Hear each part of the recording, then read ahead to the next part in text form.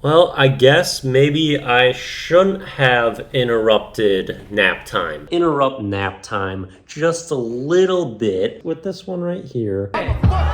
Just one day removed from changing or creating Propetor for just like a pet parent name. That one hopped up onto my lap and did this to me. Oh, and she wants to join for this video too. How wonderful. It is incredible the more you try to help and support something, how they end up just treating you like shit. However, I'd take a lot more of these before 332 straight days of Mountain Dew ignoring me. And as we go along to try to remedy that for today, I'm going to be changing the word cliche. Because cliche, I mean, it's really about something being just kind of worn out, known, and normal. And for something that's key trait about the word, that's all that it is not being different. The fact that it doesn't follow like any conventions of English is so frustrating to me. It's kind of like my change with a line where I'm like, if it's in your definition that you like are supposed to be correct and make sense, you don't get to break the rules. I also just kind of get frustrated when things are very cliche. However, if you like take a cliche and build onto it, or you merge like multiple at once, that can be a very entertaining thing to do because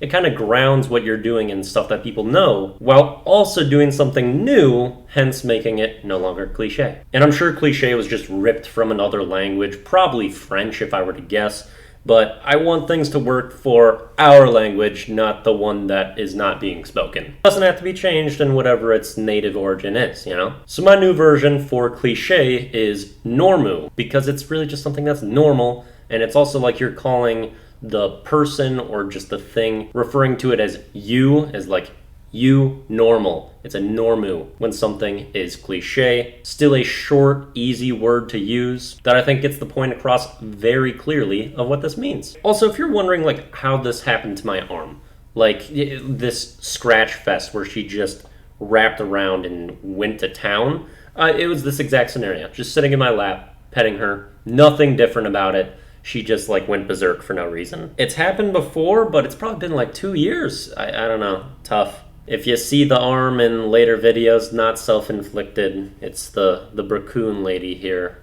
that just had to start my day off right. Song of the day is Say Goodbye to Hollywood by Eminem. So 2 Eminem videos very close together after a long absence of featuring him in the series. And this is because it's a song that I actually didn't really have added in my library up until a couple days ago. And I was just scrolling through, I'm like, is there things that I've missed in his catalog? Even though I've got like 100 songs of him added. And I found this one, I'm like, oh my, this is incredible. I really love the chorus. I also think the bequub is spectacular in the backing of this track. And I really enjoy this song a lot. The great thing about like earlier M is that he really shows you just what a interesting, unique experience and perspective he had.